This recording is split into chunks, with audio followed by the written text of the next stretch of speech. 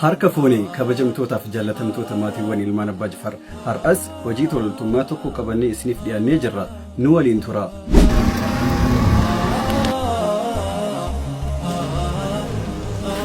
ዛሬ እኛ እዚህ የተገኘነው ለአንዲት እህታችን የሚበላ ነገር ለመስጠት አይደለም። የዛሬው ልዩ ፕሮግራማችን የአንድን ቤተሰብ ዕጣ ፈንታ የሚቀይር ነው።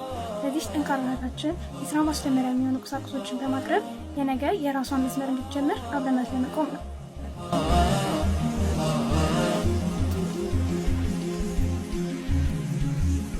Seenaa bareedaa abdii kanaan guutame kana waliin habarreessinu ilmaan abbaa Jifaar abdii dhaloota borii.